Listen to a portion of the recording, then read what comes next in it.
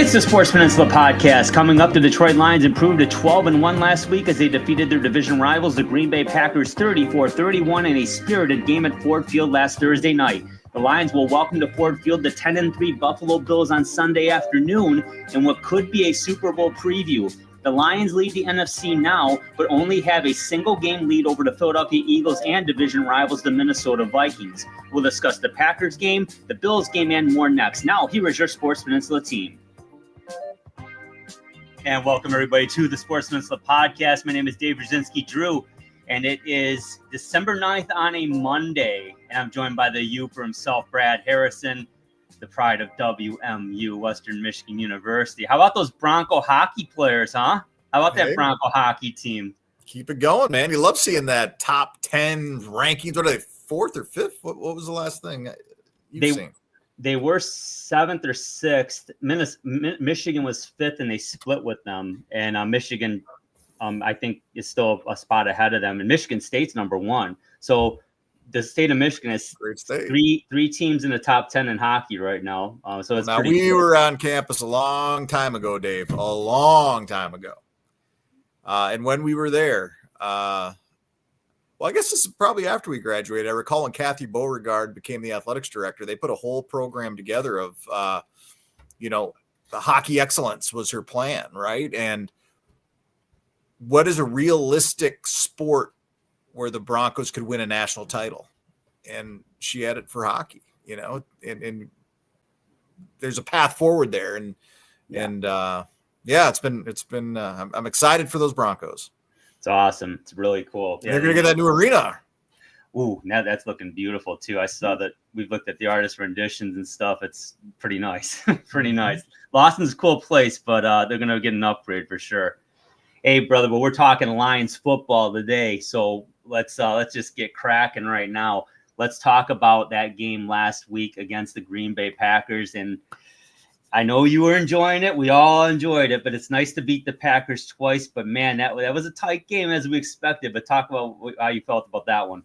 No, it's what we should come to expect right now with these two teams. We should expect a win, and we should expect the games to be tight because they just don't have the experience that we have on that roster. They don't have the coach we have on the sidelines. And it all kind of showed glaringly Thursday night. Man, we're sitting here on a Monday. I don't know. It feels like a long time ago, even just Thursday. But just a fantastic day in the Motor City. I'm so proud of the fans and how they showed out again. I don't know how folks are affording these tickets.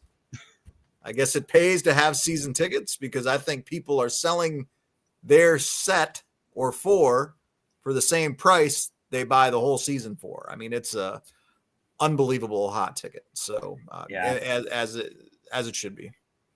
And that makes a lot of sense, what you just said, seriously. But 34-31 Lions win. They're 12-1. And again, it's the best start ever by a Lions team, and it continues, right? So sky's the limit at this point, brother. And I was looking at going back to our fandom, really 1980 was when it really started, right? And looking at the best teams we've seen, and realistically, this team already is top 3 already. Now, what they do in the postseason is going to dictate whether they can bump that 91 squad out or even bump last year's squad out, which only means one thing: Super Bowl. And we'll talk about next week's game first. We don't want to put the cart before the horse, but this team's definitely primed and ready to go. And here's the thing. It was a close game, absolutely. And the Green Bay is when you say that, I agree with you. But then I look at, LaFleur is a good coach. That's a very talented Green Bay team. That defense that's one of the best defenses they've had in a long time. For a long time, that team lived and died with Aaron Rodgers. If they gave up 30, they were going to get 33. He was going to do enough to win ball games every time. And now that defense is really stellar. And it reminds me of back in the day when they had Reggie White and company, those kind of defense. I'm not saying they're that good, but they're very solid. And they gave Detroit fits up front, and it's tough to do that. But again, they handled it. But still, they were a difficult. And then even in the first half, their offense didn't play well at all. Talk about this is strange, and I'm a little concerned about this. The last two games, the last two division games they've had, the Lions had Chicago on Thanksgiving. They were back-to-back in Green Bay last Thursday. First half, Lions dominate. Second half, it's just, they're going toe-to-toe in the middle of the field right there. Are you concerned at all about that? How the Lions have been able to dominate statistically in the first half of games, and then kind of have to dogfight in the second? I'm not because of what we're getting from our opponent. This is their Super Bowl when they're lining up against us. Think about how many teams have lost the game after they played us this year, right? Like every NFL team that has taken on the Detroit Lions are giving Detroit everything they have. And it's a measuring stick for our opponents. So I'm not surprised that that these, when we're playing a quality opponent, this thing isn't turning into 52-6. That this is something that is a pride scenario.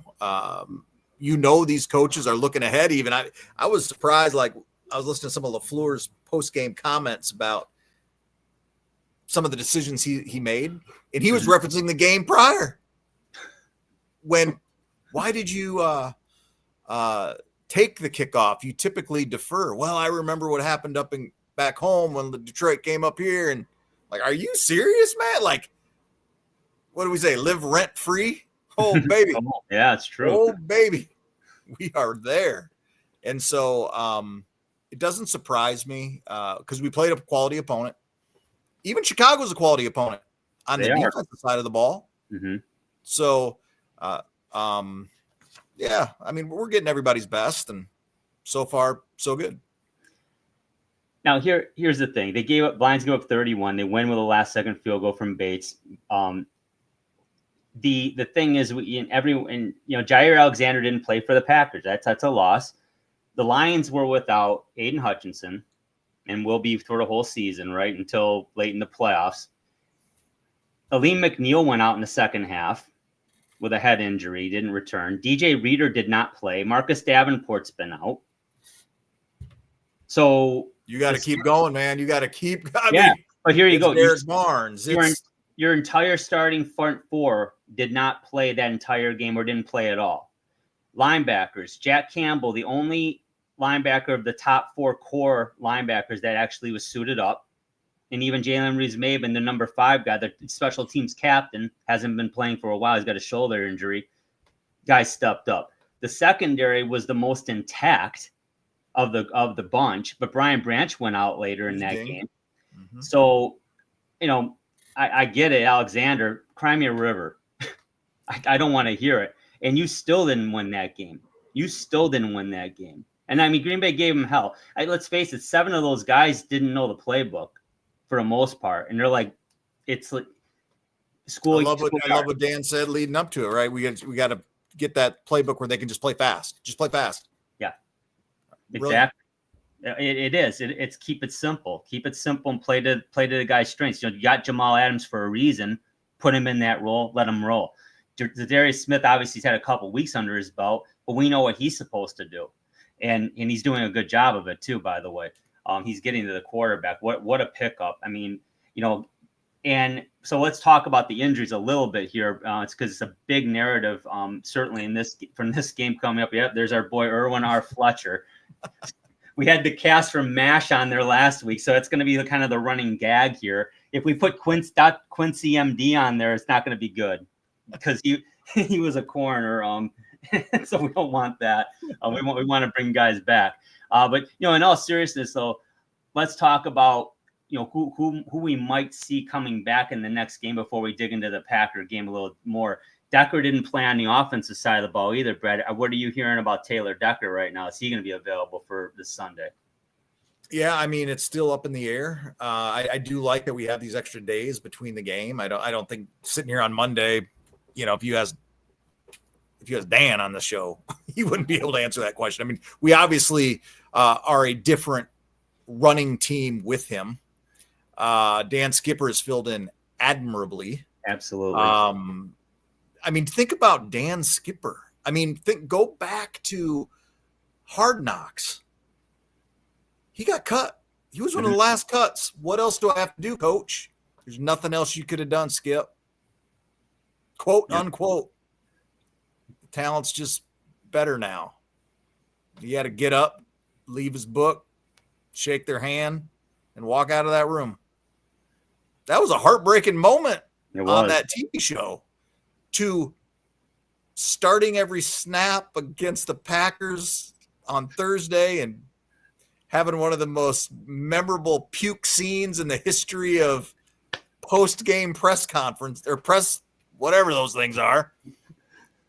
Whatever you're doing over there, Skip, keep it up. I love that. I remember when Kirby caught Aaron Rodgers' last throw at Lambeau Field for the Green Bay Packers. I was there. And the pandemonium that ensued after that game.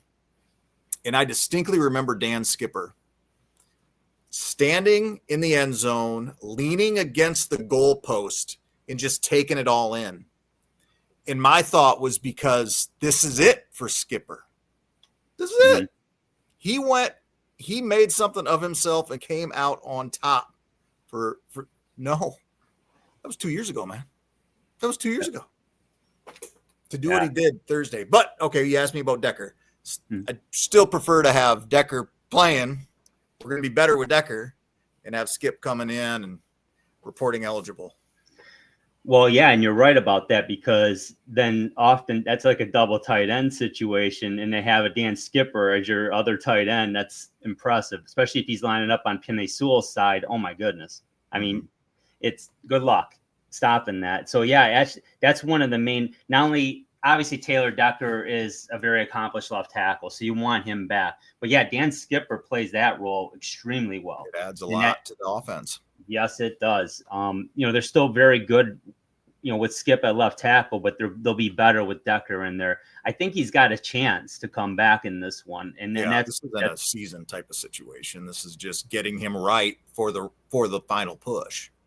Exactly. So, let's see what happens there. Now, the defensive side of the ball, I would say we're probably hopeful McNeil and Branch will be back. Especially McNeil. It wasn't a concussion. So, I heard today he was, in the, trending the right way. And let's see, Onzurique's, when you think about who's coming back, right? Like, need him. He's had a good year. And then,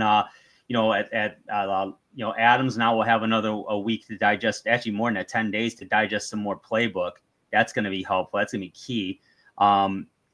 Davis gets another 10 days to rest up. He played well in that game. But yeah, getting that defensive line healthier. Reader, I don't know. I mean, that shoulder injury was awkward looking. I don't know. And he didn't come to us at 100%. No, exactly. He's dealing with some things. So great when he's healthy. Glad he's here, but I don't know about counting on that. Exactly. So bottom line, they'll be healthier. I mean, bottom line, they're going to get a couple guys back. We hopefully more, but you would hope McNeil, Decker, Branch will be back. Pascal. Yeah, we'll see. I mean, hopefully Onzurique, if we can get those guys back, now you got some rotational depth going. But that guy O'Connor stepped up big time in that game, right? I mean, and then Muhammad has stepped up big. He's played well. I mean, these guys, and Zadarius Smith has been as advertised. I mean, he's already got 3 sacks for him. And the little things, right? Like just announcing the defense to the crowd before the game. Cool, man. Very cool. So, bottom line though, Coach Campbell took a lot of heat. Not a lot of heat, but he's taken some heat.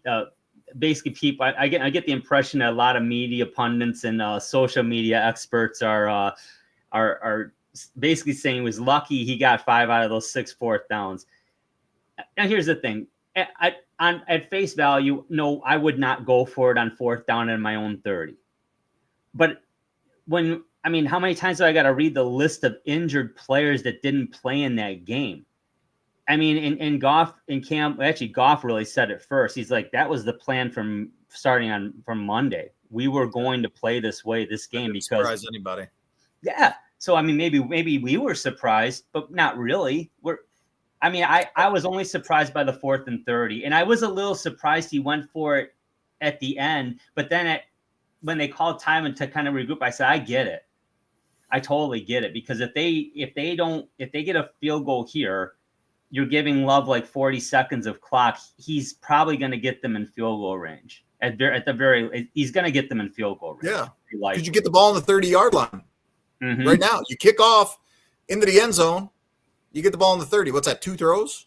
Yeah. I mean, granted, they had no timeouts, but it was fascinating. So shout out to my son, Gavin, who's able to sync Lomas, TJ, and Dan Miller with our video downstairs here. Cool. So we do, like, we listen to, I don't listen to the TV broadcast. I listen to those 3 guys, and the end of that game, Lomas, got to take it fourth and you got to kick it. You got to get these points. And he was going on, and TJ said, I respectfully disagree, Lomas. You can't leave a second on this clock. And that was the decision that was on the sidelines. So yeah, it made us all sit up, stand up, pay close attention. Yes. And you know, it worked. But I was thinking, I never heard anybody say this, and I've been running this 4th down and on our own 30 through my mind, and I haven't heard anybody say this, so I don't know if this was part of the thought process at all. Mm-hmm. But the way our defense was not stopping Green Bay, why not just give them the ball on the 30 and let them score a touchdown within 2 minutes? If you would have punted and gave them the ball on their 10, they would have just marched down the field and killed about 6-7 minutes. Yeah, 8 minutes. Yeah, exactly. Yeah. And you have less time to do what you got to do. Like I said, that's kind of a loser mentality, and I doubt that happened on the sidelines. I think it worked out in our favor, because go ahead, score a touchdown. We're going to go score a touchdown too, and guess what? We're going to take some more time off this clock, because that's exactly what happened. And not to mention, you bring up a good point, because I mean, certainly in the red zone, you actually have a better chance. As aggressively as the Lions do rush the passer now, without Aiden Hutchinson in there, they bring the house a lot, and I like it. They're saying, yeah, we get that we're banged up, but we're going to force you to take your first or second read. We're not going to allow you to check down. We're not going to allow you to scramble. And I mean, obviously these plays are going to happen. Nothing's perfect, but at the same time, they're saying, okay, we're going to cover you man to man. Yeah, you got a shot, but you're going to have to do it quick, because we're coming. and they have no other choice. Exactly. we gotta go. Yeah. And you got to admit, I mean, the fact is the Lions have one of, if not the best offensive lines in football. They have, I'm going to say, the best right tackle in football in Penei Sewell. Kevin Zeitler's, I think, it's still in the top 3 in Pro Football Focus ratings. And you have one of the best centers in football, in Frank Ragnow. It wasn't that big of a gamble to run up the right side to get 1 yard with David Montgomery. It really wasn't. That's our best chance. That's our best chance on any play. Yep. In the game of football is to pick up a yard. Yeah. And Zeitler. And if you can't get a yard, then maybe you didn't deserve to win. Yeah. Right. But they got a couple of yards, and they were able to do what they needed to do. Man, I'll be fascinated to see what NFL football looks like in 2 years, because there's a lot of things that Dan Campbell is doing. Oh yeah, it's going to get benchmarked. It's going to get benchmarked. Oh, absolutely. The game has changed dramatically. Looking at statistics, I mean, it was a running league before, and I mean, to get 1,000 yards when we were kids in the early, like 1980, 81, to have 1,000-yard season, that was big. It was huge. That's 67 yards a game. Well, now obviously there's an extra game, but it's almost like 1,000 yards is a good season now. But to get 1,300 or more, now you've had a good year. Now you've had a Pro Bowl caliber year. I mean, right now, when you look at the line statistically, Jahmyr Gibbs is already over 1,000 yards. And this is what's fascinating to me, Brad. Gibbs has 178 carries, has 1,016 yards, 10 rushing touchdowns this year. Montgomery, 180 carries, only 2 more carries, 771 yards, but 12 touchdowns. And then they both, their receiving statistics are almost identical. 34 catches for 312 for Gibbs, 32 catches for 310 for Monty, 2 touchdowns for Gibbs in the air, none for Monty. So they both have 12 touchdowns. They're both over 1,000 yards in all-purpose yards. We thought we had something with Joy Bell and Reggie Bush about 10 years ago. Yeah, they were good. We did. They were good. It wasn't this. It wasn't this. No, this is I mean, we saw Barry Sanders' whole career. We saw Billy Sims' whole career. Outstanding players. I've never seen 2 backs in a backfield like this. This is crazy. I mean, I know other teams have had situations, but this is awesome. I mean, talk about those 2. Oh man. Let's talk about the draft. Let's talk about picking Jahmyr Gibbs and the uproar. Oh yeah. The uproar. They won't ever say that again. They'll never admit to it. But people let's think about what these next 2 years are going to look like. There's other teams that are going to go get this running back. They're going to try to find Jahmyr Gibbs, even when they got David Montgomery, because this is the blueprint for success in the NFL. And to have them with the contract situation both of them are in, a rookie deal, an extended free agent contract, unreal. Like, it's not just what you see on Sunday, it's what they developed off the field with these contracts and how they've gone about it, and the right mindset, because we didn't know David Montgomery would have the attitude that he did when a running back was drafted in the first round after you sign. I guess who wanted out? DeAndre Swift. His agent called Brad Holmes, get him out of here. Oh, real? Oh, okay. Cool. Go to Chicago, or I guess went to Philly and now whatever. And he's good. Whatever. He's got his own set of talent. But absolutely, I am absolutely thrilled with the way this is set up. I love their attitude. They care for one another. I think that is an incredible testament to how they were raised and who they are as men. And believe me, I'll bet they try to outdo one another. There is a competition, healthy competition. Yeah, I'd have to believe. Absolutely, and yeah, they seem like, I mean, honestly, they seem like best friends. I mean, yeah. It's awesome. That's what's really cool about this team. In 3+ years, almost 4 years now, we've not heard a lot of dissension. We've not heard a lot of. I mean, J-Mo's been the only one who's made headlines, and not good, but not catastrophic either, right? I mean, well, here's the thing with J-Mo too, right? Like, yes, he's made mistakes that upset me as a fan. I'm a little older, so I understand things that young kids don't, because we're old now, Drew. But I have not heard one of his teammates come out and criticize J-Mo. Now, they might have done it behind closed doors. I don't know. But that says something about a culture of a team too.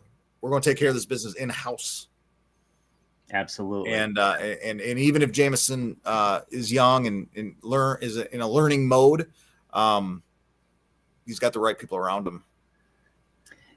Yeah, exactly. I mean, he's got absolute pros around him. I mean, St. Brown, and that is just the most driven, focused athlete you're going to find. I mean, that guy uses every nook and cranny he can find to use as motivation to get it to win.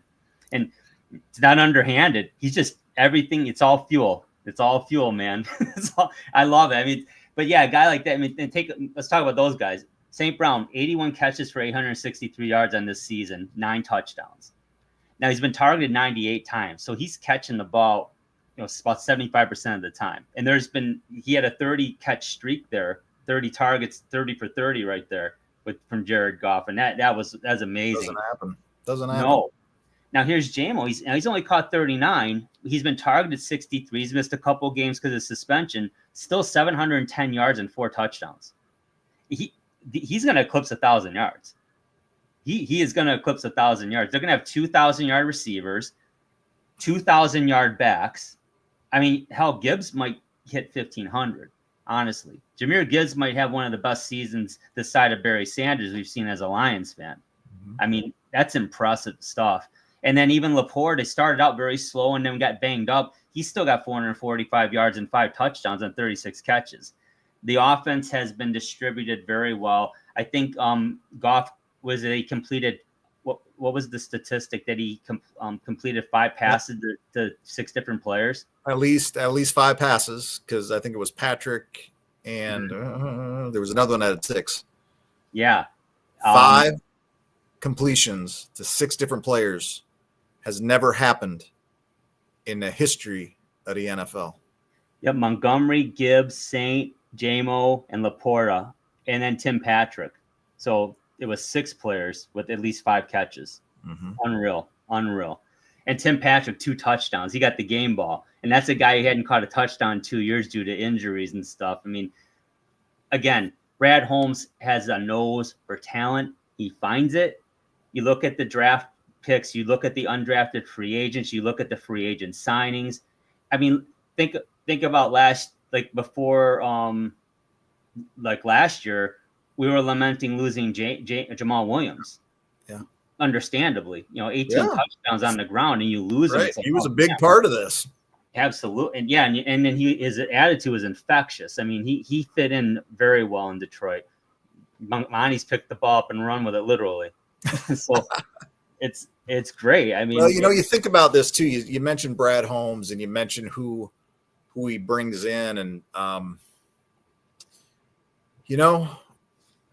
anybody can take players off practice squads, right? Like those are open for. So he's got a lot of options.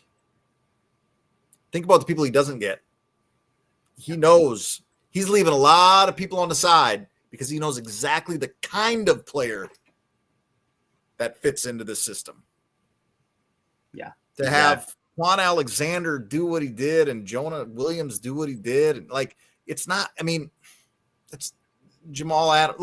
That's just having a great nose for all the rosters and what's out there and knowing, Adams will fit in here. He's not the same guy that played in Seattle and et cetera, but he knows, he knows who to take and who not to take. And that's as impressive as anything you can't just pick one thing about the Detroit Lions and say, well, this is why they're winning. This is why they're 12-1. Here's a laundry list of reasons they're 12-1. Yeah. Wow. That's a great point. And you're right. And it starts, and it's ironic because, Campbell was brought in, with Holmes, obviously, and then Spielman as well. But it started at the draft table, but it's all of those things. It's Dan Campbell's staff. He's, people say, well, I don't think he's a great coach. He takes stupid chances. Well, I got 12 reasons to tell you you're full of shit. Excuse my language, but sorry. I mean, if you've watched this, if you're truly invested in this team as a fan and you've watched every game, you understand why he's been doing it. Now I heard Teddy Bruschi say, okay, enough now. You needed to do it before and you were successful with it almost to the Super Bowl, but now you don't need to do that anymore. Teddy, look at the injury list, Teddy. Hell, Teddy, you could play on this team maybe right now. I mean, they need help, but they're getting help and these guys are stepping up. It's amazing. Like Alexander, they signed, they get him in there. He made plays. David Long, he's playing well. Yeah. I mean, you talk about, and it's funny. I was talking to my father offline, and I said, this team, I said this last year, and it's recorded. I said, this team's special, and I feel it. And I know Campbell said it too. I mean, just as a fan, the 84 Tigers, the 89 Pistons, and the 2002 Red Wings, I felt this way going into the season that almost you just knew. You kind of knew. And I feel this way about this team. I'm going to stick by that. If I'm wrong, I'm wrong, whatever. But I'm going to stick with it. And in the 84 season, people always talk. They know the big names: Trammell, Lou, Morris, Parrish, Petrie, Willie Hernandez, but they forget there was a Sid Manji, a Rupert Jones, a Rusty Kuntz, a Bill Scher, a Doug Bear, Aurelio Lopez. Some of those guys were on the team at the start. Some of them, like Rupert Jones, got added mid-season. There was Marty Castillo. He knocked in the game-winning RB. I think he scored the game-winning run in Game 3 of the Royals series to win the pennant. It takes the whole team, and you Larry get Herndon hitting home runs. Oh yeah, beautiful thing, great player. It's just, but you added pieces, and they started out red hot, and they got the national media attention right off the hop. The Lions have had national media attention for probably a good 2 years now, courtesy of Hard Knocks. That Hard Knocks really elevated their brand, and go figure, you would think it would. Obviously, it didn't hurt to finish 22 the way they did, and then have the 23 season go that way. And now they're all over the place. It's beautiful. Did you ever think we'd see that? I mean, honestly, did you ever think we'd see that? No, we'd search it out, on Sports Center just to see if, they'd get a mention. It was a highlight, right? It was a Barry thing. Or it was a joke, the Mariucci, Marinelli, Morningweg joke era, so no, I mean, this is, and I get people act like you've been there. We haven't. I'm going to act this way because we hadn't been there. So we're going to act the way we're going to act. I treat every win like a Super Bowl win, man. I'm not sitting here. I'm not going to let anything bring me down. I agree. No way. I'm not going to let this thing become a negative because this is a blast. This is an absolute blast. Was I standing when, how many seconds? 47 seconds left and it's fourth. Well, what? Yes, I couldn't sit down anymore, but I wasn't, it worked. And if it didn't work, it would have been terrible, right? But it did. So on to the next game. Exactly. And guess what? You left Green Bay gasping for air. Gasping for air. They thought they'd get that ball back. They thought, dude, the floor looked just like Eberflus did at the end of that game. He no chance, man. I told some friends over here, I said, guys, I've been there. I've been there with Jim Caldwell. Good man. Good coach. It got too fast for him. When the pressure really hit. Yeah, that's what they got. I ain't worried about that. I ain't worried about that green and gold team, but that's what they got right now. They got a guy that cannot handle that speed and pressure. And he's a good coach. It surprised me. He ain't there. No, that's a great, because when I remember when they went for that field goal a couple years ago where Rodgers wanted to go for it, and he's a diva obviously, but nonetheless, I mean, they disagreed and he didn't trust his quarterback in that situation. Yeah. I get it. Again, Campbell's mentality was born out of necessity. They were an 0-10-1 team in 2021. It was necessary to do everything you could to keep the ball on the offensive side and try to score some points. And it still is, but now it's kind of their MO. And they've been the important thing though is the players have embraced it. Mm-hmm. Teddy Bruschi, what would happen if Dan Campbell does a 180 about face and said, we're going to play traditional conservative football now, just because. Yeah. Like what the hell happened? What's wrong? Again, from the outside looking in, I totally get it. I mean, it's unconventional, and let's face it, you've got a hell of a shot of being correct because at some point it won't work. It's not going to work 100% of the time. Nope. And people hung the NFC championship on him for that. Well, there may be some credence to it, but that's not the only reason they didn't win that game. It is what it is. Mm-hmm. So you don't abandon the game plan just because you finally got to where you perceive is where you need to be. So, and let's not forget what Dan Campbell is. He's a tight end. He's an offensive football player. You know it. Let's not get it twisted. I mean, this guy's offensive minded. the fact is they have a philosophy and they have a game plan in place that everyone has bought into and embraced, and that is winning. That's a winning concept. Right. It's got us to 12-1 in 2024. So and will the it NFC get us Championship game in 2023? You got it. Now, will it get us to 13-1? Let's talk about it. The Buffalo Bills will come to town, and this is a hell of a football team, Brad. And they did lose yesterday to the LA Rams, 44-42. Now they were losing by I think 17 at one point. So this team is extremely dangerous. We know that. Let's break down the Buffalo Bills a little bit. So I happen to bring my stats with me, Uper. So I'm going to be reading some off here. And Josh Allen is very eerily similar to Jared Goff. 3,000 yards already, 3,033. He's completed 64% of his passes. He's got 23 touchdowns and only 5 interceptions. So Josh Allen hasn't made a lot of mistakes this year. He's also got 9 rushing touchdowns with 416 yards. He is a stud. He's as good as Jordan. I think he's probably a better scrambler than Love. He's a bigger quarterback than Love, believe it or not, and he's a more efficient quarterback. So he's going to be a handful back there. Let's talk about Josh Allen. How do the Lions at least contain him?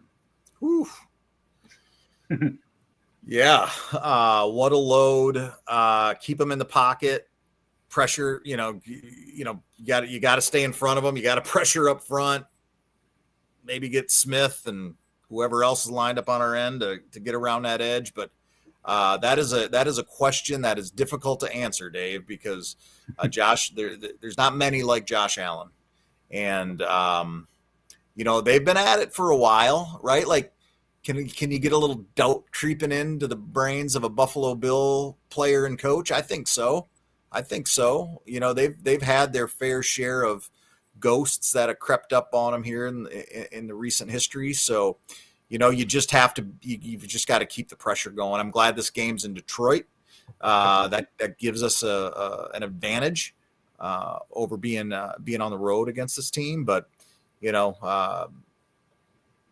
it really doesn't matter what I think about how to stop Josh Allen. I'm glad Aaron Glenn is tasked with that, and he'll get our best. Josh Allen will get our best.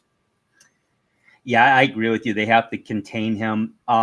It's going to help to have McNeil back, and hopefully they'll have DJ Reader back, or at least maybe Onwuzurike, and clog that middle up a little bit more. One thing Love was able to do in the second half of that game, they did a good job of collapsing the pocket on him, but he was able to slip. He was able to step up in the pocket and even slip through between the guard and center, and was able to take off sometimes and make play.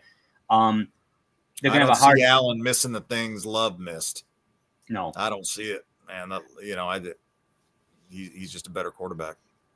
So part of it's going to be, obviously the offense is still going to have to shoulder the load a bit here. Regardless of who they get back, their Lions are still going to have key players out for this game. They're not going to be in. So at the end of the day, the Lions' best defense is going to be their offense again. But to contain Allen, you're not going to stop him. I think the best thing to do is certainly to try to contain him, make him throw from the pocket, and trust your secondary. Now they have some good weapons out there in the receivers. Khalil Shakir's their number one receiver right now, 735 yards, 3 touchdowns. Keon Coleman, the rookie from the former Spartan, right? The former Florida State Seminole, former Spartan. He's got 3 touchdowns on the year with 417 yards. Now Dalton Kincaid is their top tight end, but he's been out the last couple of weeks. So he's been questionable the last couple of weeks and hasn't been able to suit up. I'm half expecting him to play, but they've also got Dawson Knox there too. So they got 2 pretty damn good tight ends. They've also got Amari Cooper, who they picked up I think he's been on the team for 5 games now. This will be his 6th game with Buffalo. So they have a trio of receivers who are pretty talented. Talk about how to defend those guys. Yeah, I do think that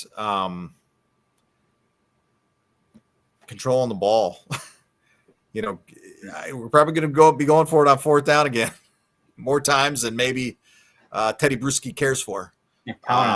Because we got to keep Buffalo off the field. We're going to have to match their scoring. Let's let's get them settling for some field goals while we're scoring touchdowns, because I do think you're just got enough speed. James Cook running the ball.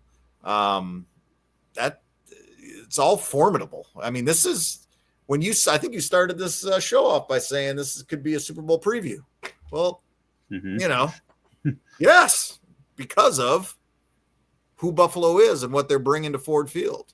So I do think your point is spot on about controlling that ball in long drives.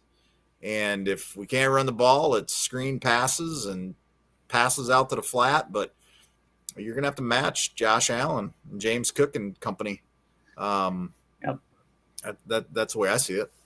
Absolutely. And Cook, 723 yards rushing, 11 touchdowns this year. So he's had every bit the season that David Montgomery really has had. He's got 204 yards receiving too. He's a very good running back.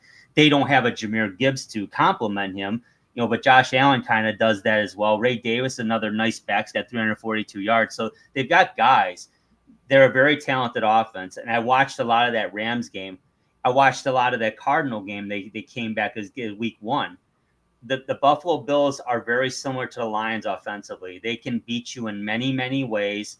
Obviously, Allen's far more mobile than Jared Goff, but Jared Goff has more weapons and there's more depth at the running back position. So a little different, but at the same time, they're both going to score. Now, defensively, the Bills, it's strange because look, if you look at them, their record are 10-3. Now they've allowed 268 points only on the year. The Lions have allowed 234. The Lions are the best team in football defensively, but the Bills aren't far behind. Now the Lions have scored 417. They've scored 397. They play very similar, but here's a key stat: they're undefeated at home 6-0. They're 4-3 on the road. Where the Lions are undefeated on the road still at 6-0 and are 6-1 at home. The Lions don't care where they play, but I'm telling you what. Buffalo playing in LA, I saw a lot of Bills fans there.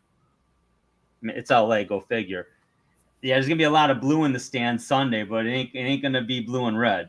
And the Bills Mafia will travel, but it's a tough ticket. It's a tough I ticket. saw something online about the Detroit takeover from the Bills Mafia. They'll be there. I mean, it's easy, right? Like we can get to Buffalo. Buffalo can get to Detroit. 6-hour drive. Yeah. So. Great fan base. They are. They're as desperate as anybody for the winner, and they've had some heartbreak. So I do think, right, like for the Rams to do what they did, what? So I think there's some doubt that you can plant some doubt in the minds of a Buffalo Bill, and that's got to happen somehow. And maybe it's a Maurice Alexander punt return from Sam Martin. Welcome back, Sam. He was good, right? We like Sam Martin. Oh yeah. He got too expensive. Yeah, that's how good he was. No, seriously, I mean, he got too expensive. Yeah, they replaced with Jack Fox, and Jack Fox draft this guy. I guess I don't know. Anyway, yeah, maybe it's something like it's probably got to be that, right? Like there's gonna have to be somebody's got to make a play that just flips the game somehow, and it could be a punt return. The closer the game is, and that's going to favor the Bills in my mind. I'm just going to be honest. I mean, the Lions need to have. I think the key will be the Lions need to get a 2-score lead. And I'm not saying 2 touchdown, but let's say a 9 or 10 point lead. So they've always got command. The ball will end up in Goff's hands at the end to try to make a play and get a score. That's what happened in the Packer game. And that's what happened in the Bears game. They always had control of it, even though there was a push. They still maintained control of that scoreboard. Now, I'm not saying just the lead, but just in the sense that even if the game got tied, they were going to get the ball back with time to do damage, and they were able to do so. Now, defensively, like Gregory Rousseau, 6.5 sacks this year, AJ Epinesa, 5, and Von Miller, 4. They have a very good defense up front. Their front 7 are very tough. They get to the quarterback. So, but again, they're playing the Detroit Lions. Mm-hmm. You're going to have a hard time getting. It's a beautiful thing. Both teams are. I mean, Lions have 14 takeaways, interceptions, and the Bills have 13. That's how close they are. The Bills have spread that out a little more, where the Lions, like Kirby Joseph has 7 of those, Branch has 4 of those, and CD has 2 of them. Not having Hutchinson in the lineup, the pressures and sacks have been a little more diluted, but there's more guys getting to the quarterback, or at least putting pressure on, and that's a good thing. But long story short, this is going to be a hell of a football game. And they're so evenly matched that it's going to come down to, like you said, make a play. Who's going to make a play? And it's going to be a guy like Tim Patrick, or it's going to be a guy like, I'm looking at here, it might be a Dawson Knox on their side, or a Ray Davis.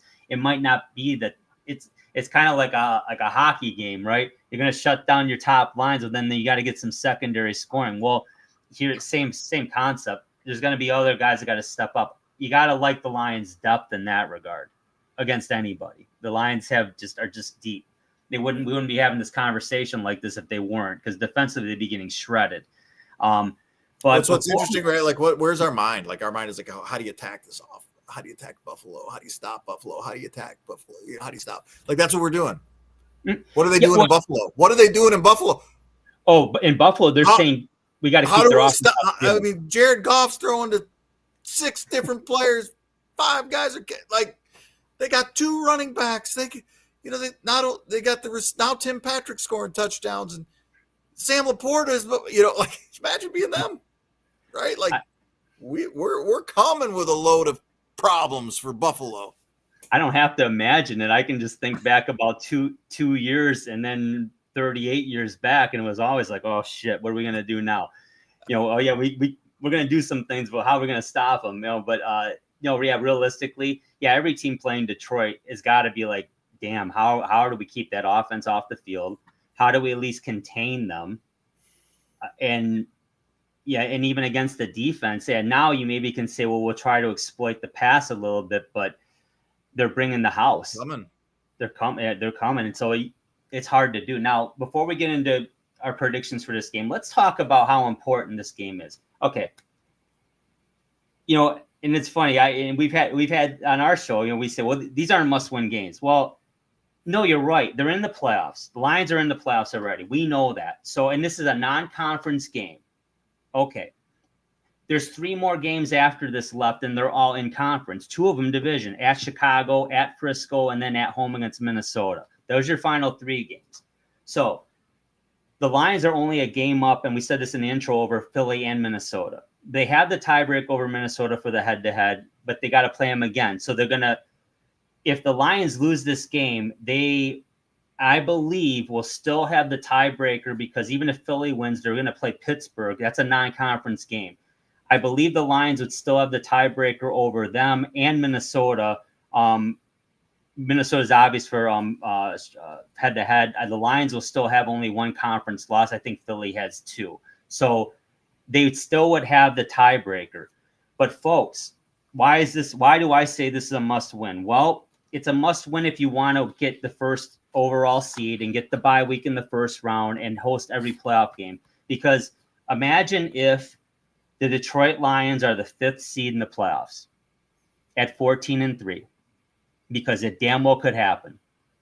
The Minnesota Vikings could end up 15-2 and win this division, and it would automatically put the Lions down to the 5th spot, which means if everyone holds serve, except Detroit, of course, they'll never play another home game this season after that in the playoffs. They'll be on the road the whole time, unless, of course, but even then they wouldn't. They'd be the lowest seeded winner in that scenario. They're not going to host a playoff game. Well, that scenario is terrible, Drew. Isn't it? So then when I'm going to ask you the question now, is this a must-win game, Brad? Mm-hmm. And there's no wrong answer. Well, there is no wrong answer aside from what are your goals. If you're going to go at my approach and every game's a Super Bowl, and yay, let's have a good time, But if your goal is to win the Super Bowl, this is a must-win. You're right. I mean, the home field is just so critical, and it's just outrageous that we have not been able to separate from the Vikings and the Eagles. Like, that's just, it blows my mind that we're in this position. Shout out to those guys, man. Like, Sam Darnold, 5 touchdowns yesterday. Like, are you kidding me? They should have lost that game against Arizona a few weeks ago. I mean, I don't know. Philly, what I'm looking at it here. So yeah, to your point, that's a they got the game against Pittsburgh. It's at home. That'll be a great game. And Pittsburgh's they got to go to Washington. They got to go to Washington the next week. Okay. And then it's just nothing but a cakewalk. You've got the Cowboys at home and the Giants at home. So, congratulations of being in that division. So these next 2 weeks for Philly, that's, this is our opportunity to separate. There's 17 games now. So they got games to play too. They sure do, and that's a great point. I'll be honest, looking at the Lions' schedule, we talked about this, I think, off camera before we started. Looking at the schedule, these last 4 games are going to be hell, but not as bad now. I mean, when you're looking at it, this game's going to be absolutely very difficult. We knew that Buffalo was going to be tough. Going to Chicago, it's not going to be easy, but that's a winnable football game. Going to Frisco on Monday night, that's a winnable game all of a sudden. Because that's a banged up. That's not the same 49er team that went to the Super Bowl last year. They're done. And then you come home and play Minnesota, who, at face value, said, "Well, that was the game that you kind of exhale a little bit." Well, now, no, not anymore. It's amazing. Think about this: that Rams team that just beat the Buffalo Bills are on the outside looking in the playoffs right now at 7-6. Can you imagine if that team wins the South? And they could, or excuse me, the West, and they very well could. I think they're only a game back. And the Lions drop to 5th. Guess what you get to do in the first round of the playoffs? Yeah. I can't. I don't want to do it again. No, thank you. No. The Rams are scared. The Rams are scary. They were tough on them in week 1. They're a good football team. That's a very good football team. I'm looking at Minnesota too. I'm sorry to. Go ahead. Go on a different topic here, but so they got a W coming on Sunday. Mm-hmm. Hosting the Bears. Yeah. Then they got to go to Seattle. Ooh. Right? And for whatever reason, Seattle is not the same team when they play other teams aside from Detroit. I don't get it. I do not understand the Seahawks, but they're hosting the Minnesota Vikings. And then Green Bay comes to town. Green Bay's fighting for everything they can get their hands on. You bet. And they come to Detroit. So when we start thinking about our schedule, guess what? None of these. This is going to be this is going to be tough on everybody. So handle your business. Handle your business. And if a loss does come up, maybe all these teams have a loss coming up. That's a good point. If the Lions are going to lose a game coming up, to me, they have to go at least 3-1. And this is the only game they can afford to lose, only because it's an AFC game. Mm-hmm. And that's the only reason. Other than that, they got to win those other 3 games. And unless, to your point, they get some help from Philly and Minnesota by dropping a game or 2. That's the only way. Otherwise, they have to have a mindset that really they need to win all these games. They can't think that this, as a fan, talking about on a podcast, we can say that, but as a team, they cannot think that way. To your point, they got to win every game. But again, they're 12-1. There's no reason to think that they won't. But obviously, this is a hell of a Bills team coming up here. So let's talk about how we see this one breaking down. Uper, predictions for this one. Let's talk about how do you see it shaking out at Ford Field, and CBS will be there live hosting for the 425 matchup. It's the national game at 425. A lot of eyes will be on it. How do we show out? Welcome back, Nate Burleson. Yes, right? We love him. Nate. He did fine here. Nice player. Pizza slid out of his front seat, and damn, man. Shouldn't be eating pizza anyways, Nate. You shouldn't be eating pizza that late, and have your pizza delivered, Nate. Come on, that hurt us. Hurt us. You hurt him too. Oh man! So Love welcome back, Nate.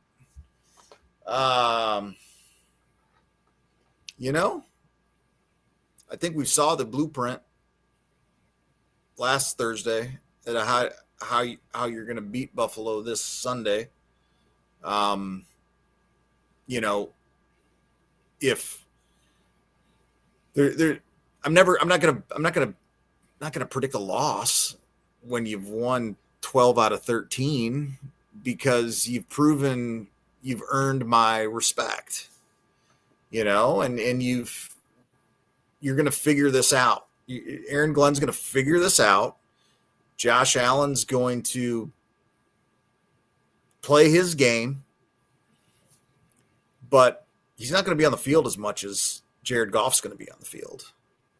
And this O-line is going to control that line of scrimmage. I think we're going to run better than we did against Green Bay. Our run game was not what we have come to expect. Mm-hmm. So, I think controlling that line of scrimmage, having ball control, is how we win.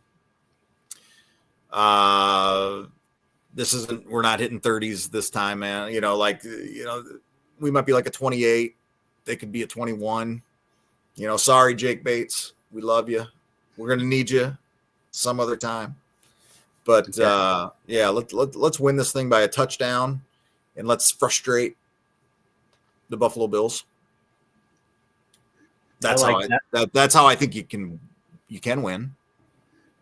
I like that a lot. I'm not exactly Karnak the Great over here, but I did predict the 34-31 game last week, and I also predicted Jake Bates would be kicking the game-winning field goal. Now, I did not predict they'd go for it on 4th and 1 to get that, but I still, based on that game, based on the Bills game against the Rams, and based on the fact that I'm still not sure if they're going to get more than McNeil and Branch back for this one. Right now, I got to say Lions win, but I think 38-34.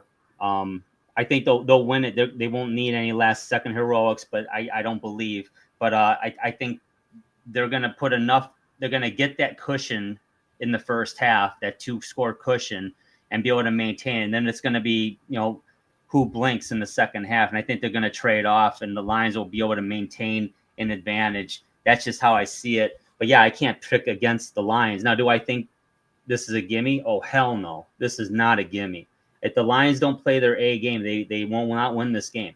So they've got to play their A game. But apples to apples, even with all the injuries on defense, I still think Jared Goff and company do enough damage. And I didn't mention Ed Oliver on that Bills team too, out in the middle there.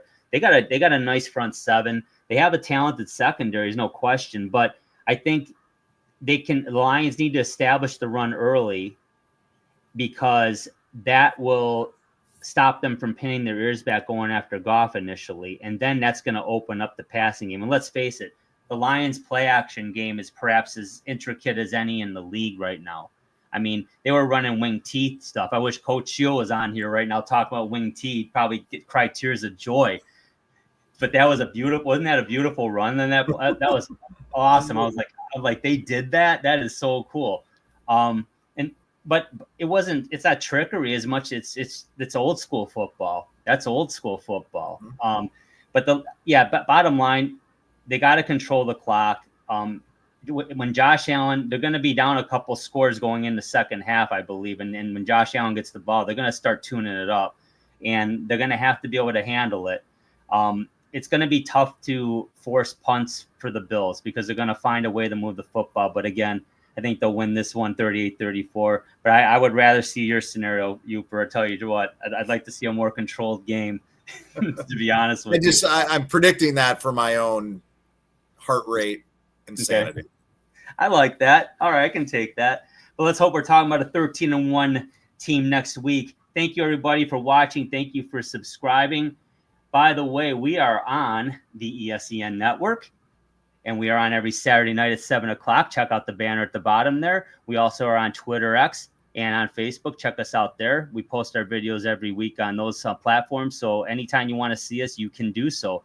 For the Uper Brad Harrison, my name's Drew. Take care, everybody. Thank you for subscribing. Thank you for watching. Check out that Roku channel as well, and we'll talk to you soon. This has been the Sports Peninsula Podcast. Thank you for watching, and don't forget to subscribe to our channel. Follow us on YouTube so you don't miss an episode at the Sports Peninsula Podcast. You can also follow us on Twitter X. Just look for @SportsP Podcast, and follow us to keep up on sports around the great state of Michigan and beyond. You can also catch our show every Saturday night at 7 p.m. on the ESEN Network channel as part of Roku. When you want to hear all about sports in the great state of Michigan, there is only one Sports Peninsula Podcast.